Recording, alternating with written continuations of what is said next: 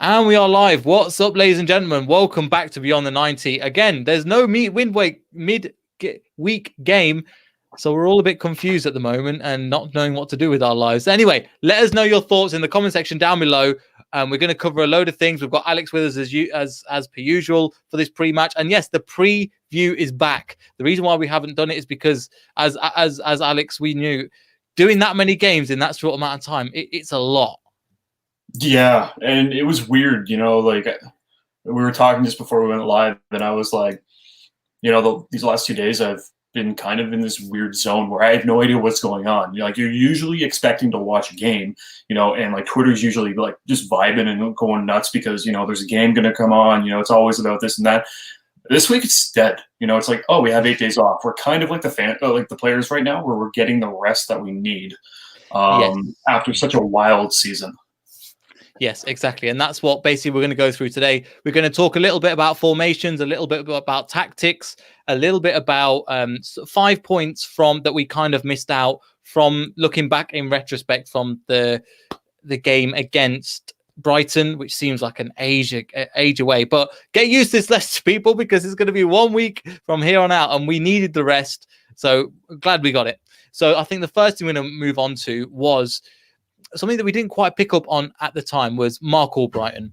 So the first point, he was the guy that took the corner. With James Maddison out, with Youri Tielemans on corners, we know we're not that threatening. However, when Albrighton came on, we got a goal. Is that something, do you think, Alex, that we're going to utilise going forward? Because you look at the likes of Albrighton and how good he is at putting in a cross. We all know that. With James Maddison out of the squad, do you think, if he's in the squad, do you think he'll be on corners, and can we get some more set pieces out of it? I think Rodgers really has to consider it. Maddison can never seem to get it past the first man, and I feel like they kind of know what's going to happen with Tielemans as well. Albrighton kind of came into this situation, and nobody really expected what he was going to do, and we benefited from that. So I think Rodgers really needs to consider that moving forward, because if we can get more set piece goals, then that just adds to our list of dangerous types of plays where we can just capitalize. So I definitely think Rodgers needs to consider that. Yes, I think potentially that's something that he might do going forward. Another point I want to mention just at the beginning, because again, I don't want to spend too much time on the Fulham game. I want to preview more of the game that's going to come up against Sheffield United, which we will get into in a bit. So if anybody's got any suggestions in terms of formations, anything they might do, leave them in the comments below and we'll try and get back to them. Is obviously Tavares, and we've mentioned how good a performance he had. However, he was substituted at 72 minutes from just looking at the statistics as well. For Albrighton, who came on and got the assist. However, one thing I wanted to point out as well, he lost his legs a little bit towards the end of the game. He started off very strong, and I think the intensity was a lot. However, as the team grew into the game, he was one of the players that really dropped off. And that's not a criticism to say, why is a 19-year-old performing? However, that's something that I think people haven't touched on as much. That, again, Brendan Rodgers was saying, fantastic, well done. Apparently, from what I heard as well, I think Brendan Rodgers said in his post-match interview that Tavares got a round of applause from the players in the changing room as well. But just overall, obviously, he ran out of steam a little bit, and that's okay. But what are your thoughts, obviously, on him running out of steam a little bit? I'm not concerned. Everyone kind of talks about, these young players should be ready to go right, when they have the opportunity. But you need to realize that he's been playing with the under 23s, and that's just a completely different game. When you're up with the big names and big stars, that completely changes. The pace is different. Everything about the game is completely different from what he's used to playing. So you know what? Like I'm not concerned because it's going to take him time. It's going to take him time to develop. He's got to get used to the speed of the game and the way that everyone plays up at the Premier League level. So for me, no concern. Like I said, the kid's 19. He's got tons of time to grow. I hope that this season he gets the opportunity, and then Leicester can, give him a contract extension because I know he's up at the end of the season. Yes, that's one thing as well, that he's actually out of contract. I think we mentioned that in the past as well. But we are going to bring in a very special guest, somebody that's going to join us normally during the preview. Rich, how are you doing, mate? Hey guys, how are we doing? Yeah, I'm really good. Should be working right now. So if my boss is watching this, sorry, I started early today. Well, if you don't get too much trouble, we'll take all that for you, mate. But yeah, we were just talking about a bit about Tavares and how he ran out of steam a little bit. Another point we want to touch on, I think there's kind of a two in one a little bit. So we talked about Albrighton just before this, and another thing I want to mention, just over to you, Rich, in terms of we've only got one winger at the moment. So, and just had a comment from James Tarkovsky. That's brilliant. That's made my day, mate. I'm going to leave that up for a bit. That's brilliant, especially about the talks in the summer.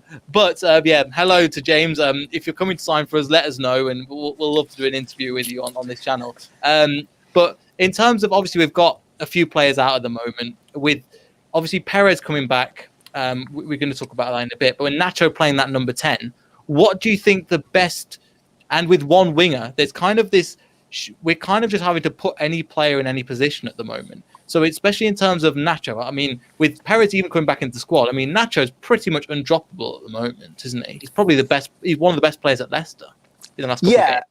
Yeah, exactly. I think it's a really different call. It's a difficult situation, and we've discussed this several times, so I'm not going to beat the same drum. I think Iheanacho is on form, and he is a form player, which, you know, most strikers are. You know, Jamie Vardy, prime example, not on form and not scoring. But I think he needs to play, and you know, it's interesting. If you look at the stats, obviously, when Jamie Vardy and Iheanacho start together, they've got a really good return rate. So, you know, maybe that's going to be something that they continue to play with. And all we can do is just hope that this 8 days that we've had is really going to boost us, give us that time to, you know, I'm guessing that Tielemans has just spent his entire week in a cryo chamber asleep, you know, and if we can just come out with that intensity that we started the season with, then I will be very happy. Yes, and that's one thing I've got down now as well. I want to hand over to you, Alex, in terms of a week off. I mean, that's going to do a world of good for these players because they've pretty much been playing flat out. So we mentioned on the post-match, but now we've had a week off. Obviously, that's going to help the team. We've touched a little bit about that in the past, and now we're going through it. One thing I read, I can't find the exact article from the Leicester Mercury, but they were talking about tacticals that they've not done since they've been playing twice a week. They've not done any tactical training at all, which is actually sublime. So the amount of tactics they've played, the amount of formations they've played, how they've changed, how people have dropped off and other people have filled in. Now we've got this. We're playing against obviously Sheffield at the weekend, and with the likes of Brendan Rodgers actually having the time to go in and going, right, here's how I want you. Here's the formations we want to play. Here's how we're going to set up. Here's what I think you could do differently. I mean, that can only be a good thing for us, can't it? Yeah, and you know what, you like. Just the way that you said it, you know, they've been playing 2 games a week for God knows how long at this point. It seems like it's been forever. So, you know, I think this is really good for Rodgers to really capitalize off. You know, we're going to rest you guys. We're not going to, you know, train you guys into the ground. You know, I think this week he's probably going to capitalize off the fact that, you know, there's probably going to be a lot of like classroom type, you know, teaching where he's going to be like, oh, here are the tactics. Let's learn these. You know, we're going to look over these for the next 2-3 days, and then we're going to do it on the field. But, you know, let's kind of get your legs rested.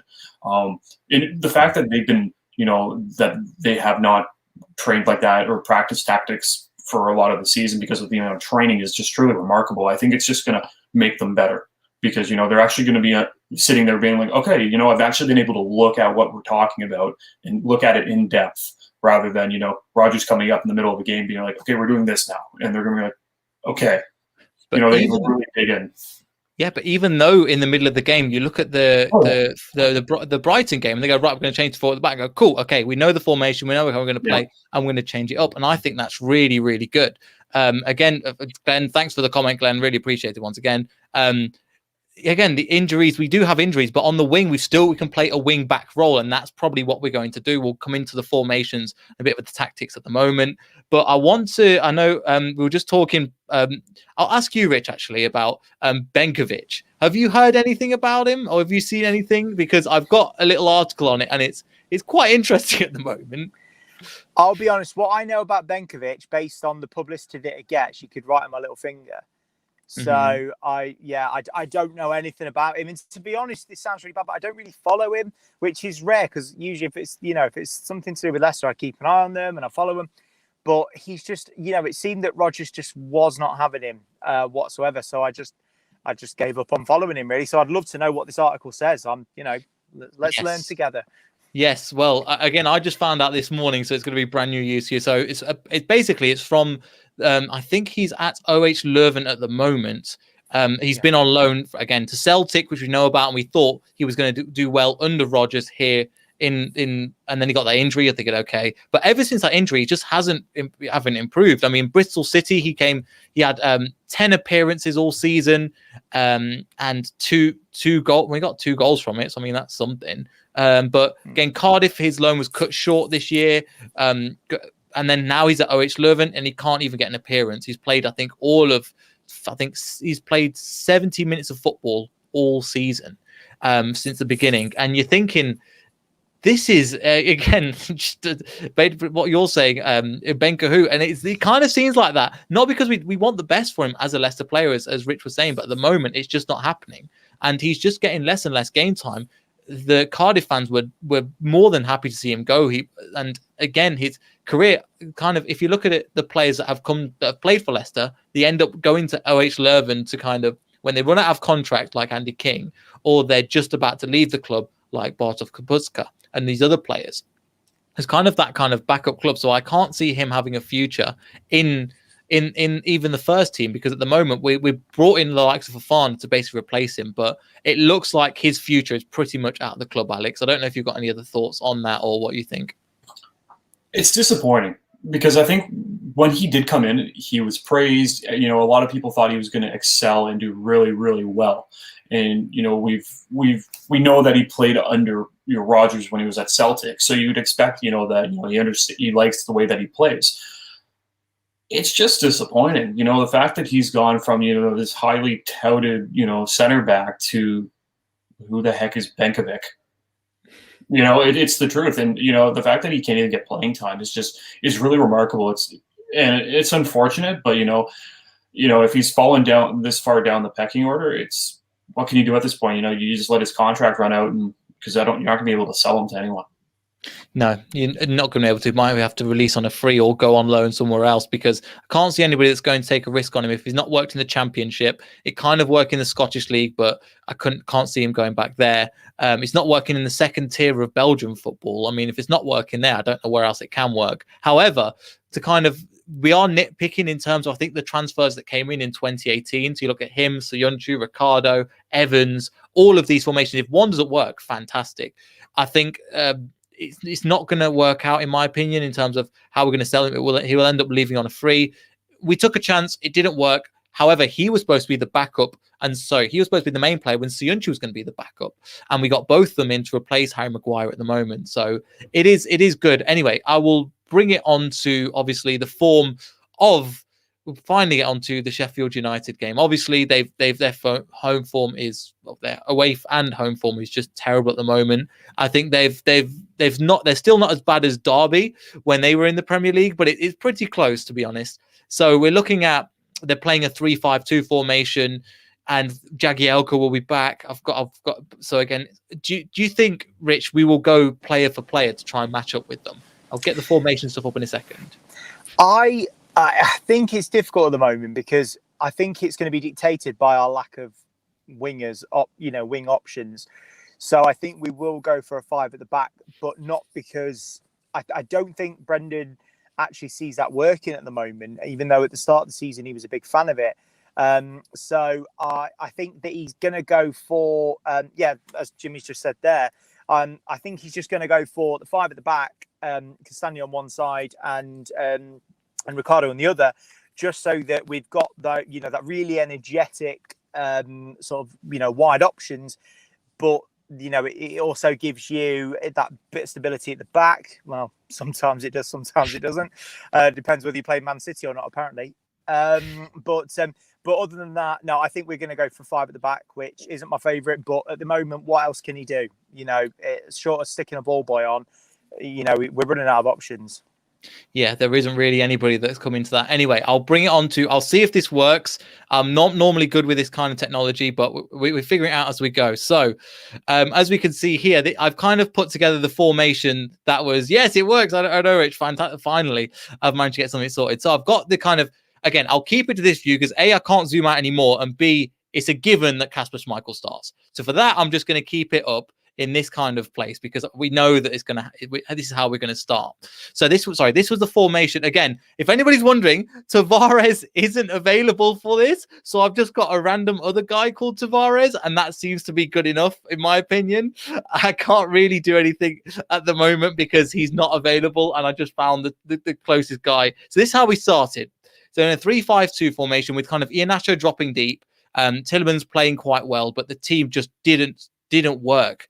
And this would be a formation if we play the same team and the same players in the same formation that was set up against player for player, which Rodgers does like to do against Sheffield United. Granted, they are a weaker side and they are definitely lacking confidence at the moment, Alex. But well, obviously, we've got to Tavares. Could you see him starting again after his performance, or would you see the likes of Mark Albrighton coming in and taking that cam position as well? Because again, they are, even though we don't have a lot of wingers, and as you can see, we're probably going to play wing backs at the moment. Do you think that this is the formation that we're going to play, or is there anybody that you would change around, especially with the likes of Evans, Perez, and potentially Pratt coming back into the side? I wouldn't change anything. If it was, you've gotten 8 days off and you're looking at, Sheffield United. So that's one thing. I would leave Tavares in. He's a young kid. Give him the time, give him the minutes. So there's nothing wrong with that. You pull him out maybe at the 60, 65 minute, go from there. Honestly, I think you need to rest Evans still. Maybe you're going to put him on the bench. I think you're going to leave Pratt on the bench, and I think you're going to leave Perez on the bench. You don't want to risk it. We're at that time of the season where, someone might say, Perez is 95%, or, Pratt's 95%. Or Evans is 95%, and all of a sudden you're like, yeah, let's play them. Who's to say? We're in that time period where one misstep and they're done for the season. It could happen. I think Amartey has, been given, he deserves to start this game, with his incredible game-winning goal off a corner. So, I think you keep him in.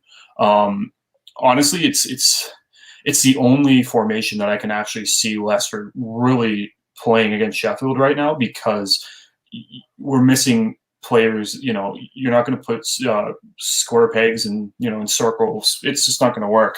So that's definitely not the saying, but whatever. But that's what at the end of the day, I think this is the safest formation.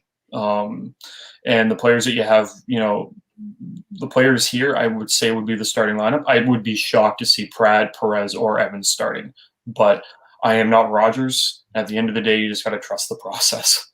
Yes, and just from that, Rich, as well, just from that 3-5-2, and obviously I've mentioned, as Alex said, you can't really put anybody out of the squad. But in this case, who do you think is most likely to start out of the three? Because obviously Pratt's coming back from a very long-term injury with a hamstring.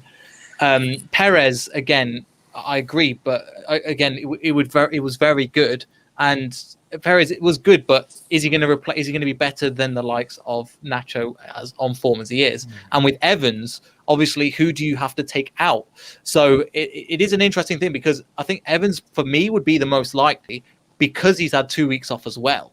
So that's going to do the world of good for him, because bearing in mind he's played through everything pretty much. Yeah, I think it would. If I don't think there will be any starting. I think they'll actually get minutes from the bench. I think you'll probably see Perez come on at 60, 65 minutes. But if out of those three, if you said to me, right, gun to head, which one of them do you think would start?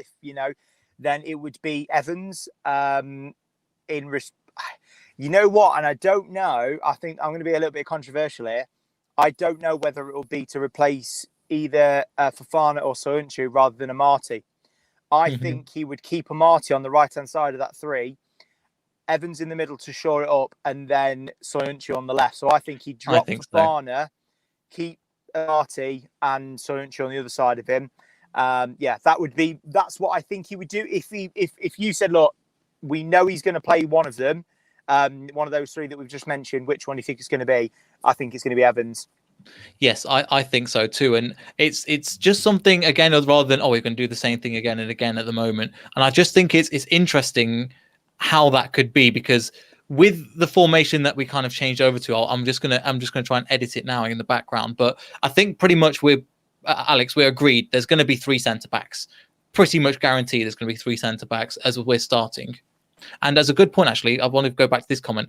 Fuchs can still play a left of a back 3 as well. So would you put, because he's not got a lot of minutes, and he comes in and puts a solid performance in. And against Sheffield United, maybe that's the right player to play as well for the experience. Because if Johnny Evans doesn't play, we haven't really got a lot of experience in that back line. Christian Fuchs fits all the criteria for that. You know what? It's actually wild because I don't know why I forget about Christian Fuchs all the time. As bad as it sounds, you look at all the bench players and whatnot, and I always tend to forget about Fuchs, and there's no reason why I should. He's still capable. When he is given the opportunity, I would say, 95% of the time this season, he's been able to deliver. There's been some times that he has shown his age, and that's to be expected. But, we tend to forget about him, and that's kind of wild to think. I think he could easily slot into a game like this, give some of the players the extra rest they might need. He has the experience. Why not slot him in? Yeah, exactly. So I've known, again, somebody's put in the comments about Fofana, he can't drop Soyuncu or Fofana. Again, I don't think Fofana is, out of the 3, he's probably the most, I think you need somebody in that position to kind of go, right, I need to lead from the back. And that's where Soyuncu has got the experience, Daniel Martin's got the experience, so probably the most likely is. However, who's got the most potential out of the 3 of them? Probably Fofana, but he's got to still be eased back into the system at the moment. I'll just get it back on screen. So in the second half, I think I've got all the formations right. We kind of switched to like a 4-1-4-1. So kind of Tielemans was pushed over to that left-hand side / middle. Iheanacho was then playing this kind of cam role. Mark Albrighton was playing this cam role, and sometimes he was drifting off the left. Pereira was bombing on down that right-hand side. So again, it was interesting to see how they changed tactically as well, looking a bit into it. Obviously, Ndidi doing what Ndidi does. I think players like him and Tielemans are just going to really relish these couple of weeks, this eight-game break as well. I think so, especially in the midfield. If you look at the like, it's with Tavares coming off and somebody coming back on. I wouldn't say it's another formation we can play, but it is another way we can play, Rich, overall, and it's the way that we really can go to attack a team in this formation, because all of them 4 pretty much, there's 5 defending, 5 attacking in this sense. Yeah, and that's I think that's what's so key about Ndidi. What he gives you is that while I would never say he's not an attacking player, let's be honest, we all know what his main skills are. However, he gives other players the options to swap over. What I love about watching Leicester, when you get the likes of Soyuncu or Fofana just bombing on, he just stops there and takes their position and goes, okay, no worries, I'll drop back. You go, I'll drop back. Which I know, look, that happens in every Premier League team. It's not as if it happens in any team that are professional, to be honest, but he does it so well. You're not losing anything. And so the key for me is that, yes, that I think we can do that. And that is a role that we can then move into. And it gives us those real attacking options. However, let's be honest here, we are weakened to the point that we're having to create these issues. And, going back to, I think it was Amar, I'm really sorry if I got his name wrong. I can barely see. I've got a tiny screen. Yeah.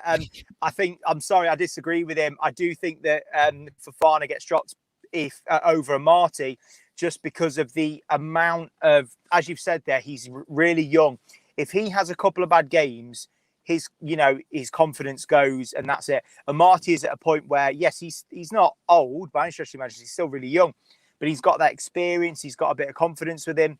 And if you have to bring Evans in and drop Marty, Fofana or Soyuncu, I'm sorry, but at this initial stage, I'm dropping Fofana, not because he's not incredible, and it's not anything to do with skill or anything like that. It's you are protecting him. So I think that's what it's about. So I do think that, going back to that, what Amar said, I'm sorry, Amar, I have to disagree with you slightly on that one. I think he's a better player than Amati. I'd like to point that out, but I just don't think I think that Amati doesn't get dropped at this initial stage. Might be wrong, but I just don't think he will. Yeah, it'll be interesting to see, again, just with the time off as well, how that's going to affect things. Because obviously, with that formation, with the 4-1-4-1, I can kind of see them going to the 3-5-2. To be honest, I think we've talked about it before. And if we're chasing the game, then switch it up slightly. One player I want to bring it to, Alex, a little bit more is obviously Jamie Vardy. We've all known that he's been nursing an injury, and again, it's not been really picked up as too much on the media that it's all what's happened to they just, as Rich said last time, they're just ignoring it, like he doesn't exist. With 8 days off, probably he'll get a couple of days to go. Look, you go and rest. Can we and against, as you probably saw in the thumbnail, if in the reverse fixture with his corner flag breaking goal. There we go. I can't speak today. Is this the kind of game that Jamie Vardy will really relish coming? Because we know he loves to get on the crowd's back. We know he loves it. A goal, especially against Sheffield United, because being a Sheffield Wednesday boy, it's something that he would absolutely want at the moment. So probably more than any other game, he might try and push himself a little bit. Yeah, and I think one of the biggest things is you hope, and I really hope that this week, Vardy just kind of sat at home in a cryotherapy chamber and just downed Red Bulls all week. That seemed like his good way to recover. But honestly, I think at this, he's got to get he's really got to get the monkey off his back. I think he's in his head, but I don't think he's fully fit. I think there's kind of there's two things going on right now. He's frustrated because he can't score. He's frustrated because he's not fully fit, and he's probably frustrated that he went down to injury. And he's got all these things going on to his head. He knows he's not young either.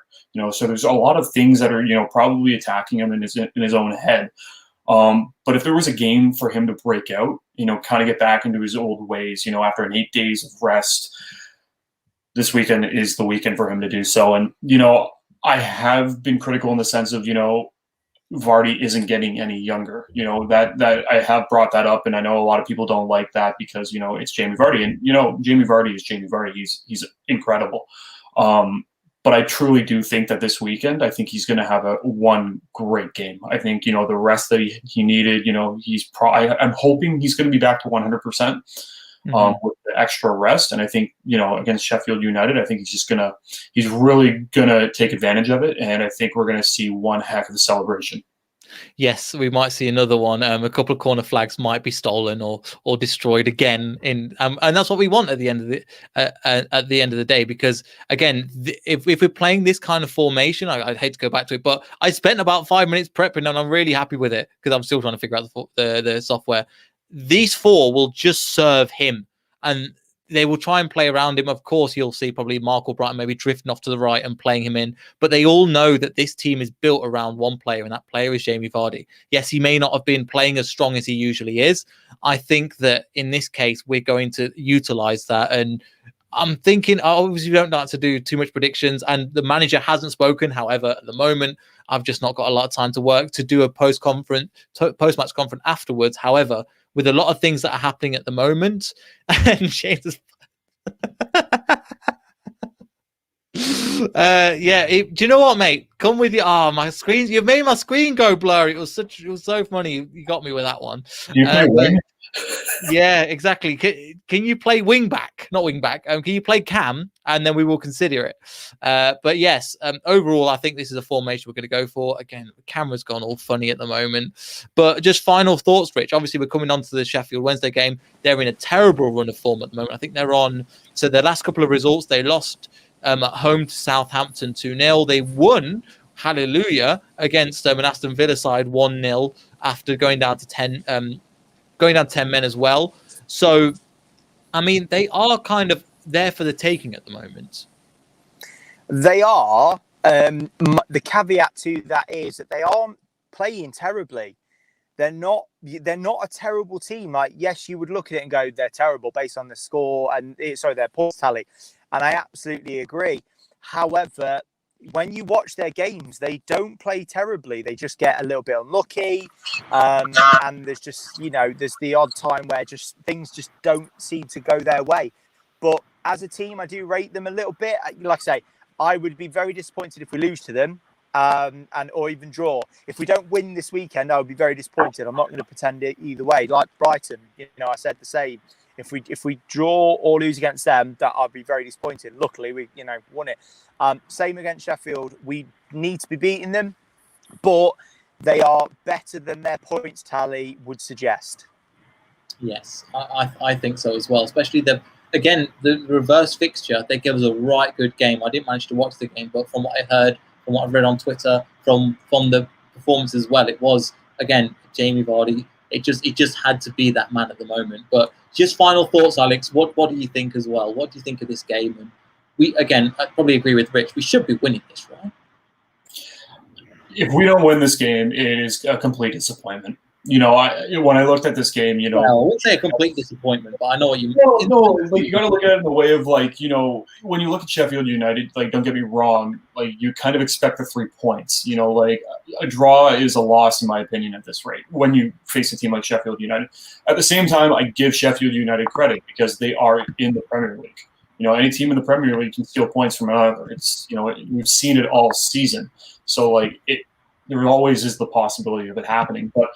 I think with the extra little bit of rest that we've had, we haven't had this type of rest all season. I think you're really going to see a more energetic and, I think, and I hope an even more cohesive squad. We've seen that all season, but I think with this extra little bit of rest, a little bit more time maybe in the classroom and then time to, really practice what they're learning, they can really come together even more and really capitalize off this weekend's match. And I think this is the perfect time for anyone who's dealing with a cold streak, Vardy or anyone else that I might completely miss, to break out, because we're going to be dealing with some tough teams coming up later on in this, in the final stretch of the season. So why not break out against a team like Sheffield United, and then we can just continue on, because I know we play Man City the next weekend. So it's I think this weekend really will dictate, and I really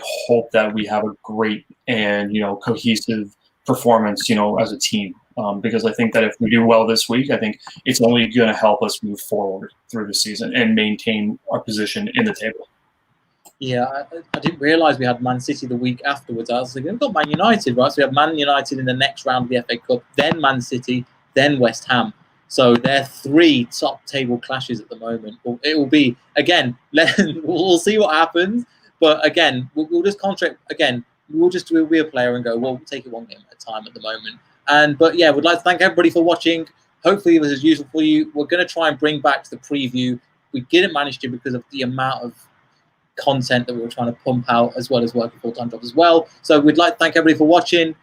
Make sure you like and subscribe. Again, it's free. Just drop it down there.